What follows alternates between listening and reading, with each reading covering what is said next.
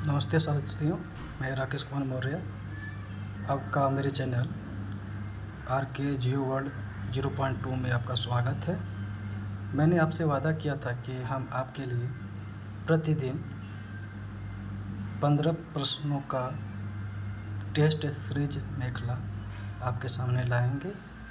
तो आपके सामने पहला टेस्ट सीरीज आपके सामने मैं लेके आया हूँ।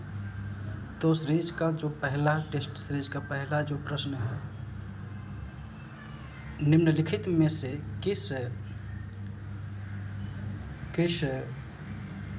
भूगोलवेत्ता ने 1933 में एरी एवं प्राट की संकल्पनाओं को आपस में मिलाकर एक नई भूसंतुलन संकल्पना का प्रतिपादन किया? तो आपके सामने 4 ऑप्शन हैं। पहला है ओवी, दूसरा है एरी, तीसरा है स्कैनन और चौथा है प्राट।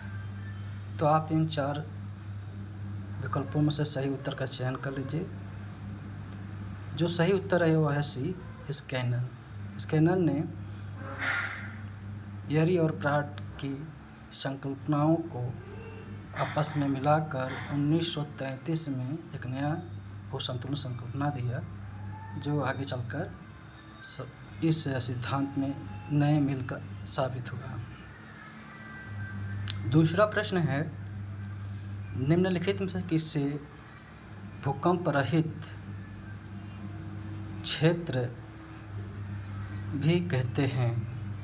ठीक है, भूकंप रहित क्षेत्र भी कहते हैं। इसमें पहला ऑप्शन है हवाई द्वीप को, दूसरा है फिलीपींस द्वीप को, तीसरा है कैरेबियन द्वीप को और चौथा डी ऑप्शन है इंडोनेशियाई द्वीप को। तो इसका जो सही अगर जवाब देखा जाए तो है हवाई द्वीप को। हवाई द्वीप में जो क्षेत्र है भूकंप रहित है, प्लेटोटेक्टोनिक क्षेत्र ही है। ठीक है, ये हॉटस्पॉट क्षेत्र है जहाँ पे चट्टानें मिल्ट होकर ज्वालामुखी के रूप में देखने को मिलती हैं। यहाँ टेक्टोनिक क्रियाएं नहीं होती हैं। ठीक है, यह अन्य क्षेत्र से भिन्न है। तीसरा प्रश्न अगर हम देखते हैं, लिखा हुआ है कि मिसिसिपी घाटी में लोएस जमाव के दौरान बनी छोटी वेदिकाओं को किस नाम से जाना जाता है? किस नाम से जाना जाता है? तो पहला है लियोर्ड्स, दूसरा है कैट स्टेप्स, तीसरा है लियोर्ड और चौथा है रेड टेप्स। तो इसका जो सही उत्तर है वह है कैट स्टेप्स।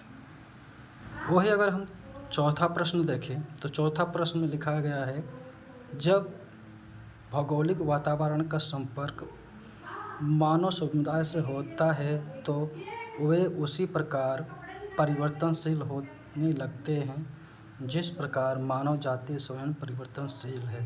तो यहाँ पे 4 ऑप्शन दिया हुआ है, फ्रेडरिक रेडजेल, कार्ल रिटर, ईसा बोमेन और कार्ल सावर। तो इसका जो सही उत्तर है वह है ईसा बोमेन। 5वां प्रश्न है, किसने इतिहास एवं भूगोल के मध्य संबंधों को स्पष्ट करते हुए लिखा है कि यदि इतिहास कब का वैज्ञानिक अध्ययन प्रस्तुत करता है तो भूगोल कहाँ का वैज्ञानिक तथा तार्किक अध्ययन है?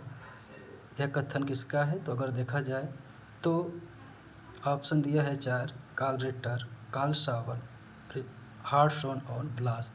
तो इसका जो सही उत्तर है वह कार्ल सावर है। 6ठा प्रश्न अगर देखा जाए, जेट स्ट्रीम का अधिकतम औसत वेग पाया जाता है? यहाँ 4 ऑप्शन दिया हुआ है। पहला है उष्णकटिबंधीय निम्न वायुदाब पेटी के ऊपर, दूसरा है उपोष्ण कटिबंधीय उच्च वायुदाब पेटी के ऊपर, तीसरा है ऑप्शन उपध्रुवीय निम्न वायुदाब पेटी के ऊपर और लास्ट है डी ऑप्शन ध्रुवीय उच्च दाब पेटी के ऊपर। तो इसका आपने भी उत्तर गेस कर लिया होगा।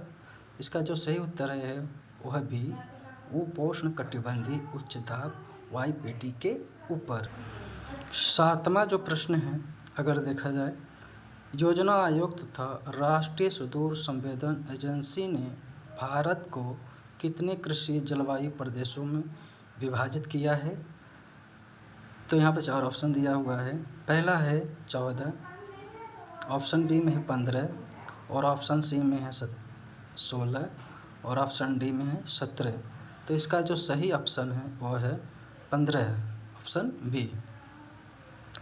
अगर वही देखा जाए 8वां प्रश्न, लिखा है कि प्रादेशिक नियोजन का दार्शनिक आधार किसने प्रस्तुत किया? तो यहाँ पे 4 ऑप्शन दिया हुआ है। पहला ऑप्शन है कांट, दूसरे में है ब्लास, तीसरे में बेंटन मैकाय, और चौथे में है फ्रेडरिक लिपले। तो इसका जो सही उत्तर आपने सोच लिया होगा, यह बहुत सारे एग्जाम में पूछा भी गया है। इसका जो सही उत्तर है वह है सी, बेंटन मैकाय। 9वां जो प्रश्न है लिखा हुआ है, भारत में समस्त नियोजन तकनीक किसके द्वारा तैयार किए गए मॉडल पर आधारित है? ऑप्शन ए है फ्रीडमैन, ऑप्शन बी है डोमर, ऑप्शन सी है वी.एम. दांटेकर, और ऑप्शन डी है पी.सी. महानलोबिस। तो इसका जो सही ऑप्शन है, सही आंसर अगर देखा जाए तो वह डी है, पी.सी. महानलोबिस। ठीक है। अगर वही देखा जाए 10वां प्रश्न, समोच्च रेखाएं बनाने की विधि है? पहला है ऑप्शन ए है सूर्य विधि, ऑप्शन बी है परिच्छेदिकाएं बनाना, ऑप्शन सी अंतर्वेशन विधि, और ऑप्शन डी है पर्वतीय छायांकन विधि। तो इसका जो सही उत्तर है आपने सोच भी लिया होगा। इसका जो सही उत्तर क्या है वो ऑप्शन सी अंतर्वेशन विधि। 11वां जो प्रश्न है, भूगोल की अध्ययन पद्धति और उसका विषय क्षेत्र नामक पुस्तक किसका है? तो पहले में है option A Mackinder, option B Spate, option C Bloss, और ऑप्शन डी हम्बोल्ट। आपने इसका सही उत्तर गेस कर लिया होगा। आप सही उत्तर ए मैकेंडर। ठीक है। प्रश्न नंबर 12, किसने अंतर्राष्ट्रीय संबंधों के अध्ययन में भूगोल का योगदान 3 प्रविष्टियों खिलाड़ी, मैदान, खेल पर बताया है? ऑप्शन ए है Vigard, option B Fairgrieve, option C Vander Wusten, और ऑप्शन डी है कोहेन। तो इसका सही उत्तर है वांडर वुस्टन ने बताया था कि अंतर्राष्ट्रीय संबंधों के अध्ययन में भूगोल का जो योगदान है वो 3 बातों पर निर्भर करता है, या 3 प्रविष्टियों पर आधारित। वो है खिलाड़ी, मैदान और खेल। प्रश्न नंबर 13 अगर देखें हम, किसने वायु शक्ति की असमान घोलन शक्ति के आधार पर वर्षा सिद्धांत का प्रतिपादन किया? ऑप्शन ए है Petterssen, option B Trewartha, option C Hutton, और ऑप्शन डी रगरान। तो इसका जो सही उत्तर है वो है ऑप्शन सी हटन। 4था प्रश्न है, किसने सर्वप्रथम मिलीबार को दबाव की इकाई के रूप में पहली बार प्रयोग किया था? ऑप्शन ए है Byers, option B Bjerknes, option C Critchfield, और ऑप्शन डी त्रिकार्ड एवं कैलियो। इसका जो सही उत्तर है वो है B Bjerknes. Option number question number 15 अगर देखा जाए, अम्ल वर्षा से वनस्पतियों के मंद गति से विनाश को क्या कहते हैं? अम्ल वर्षा से वनस्पतियों के मंद गति के विनाश को क्या कहते हैं? डाइमैक्स, डाइवैक, वुडलैक्स, और इनमें से कोई नहीं। तो इसका जो सही उत्तर है वह है डाइवैक। डाइवैक में क्या होता है, इसमें वनस्पतियाँ को विनाश धीरे गति से होता है और धीरे धीरे वनस्पतियाँ सूखने लगती हैं, उनके पत्ते पीले पड़ के सूख जाते हैं। तो ये 15 प्रश्न मैंने आपके लिए लाया है।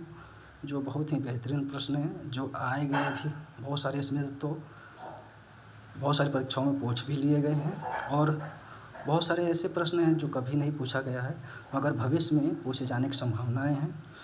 तो आप इसको अच्छे से रीड कर लीजिएगा और इस चैनल को लाइक, सब्सक्राइब और शेयर कीजिएगा। धन्यवाद दोस्तों।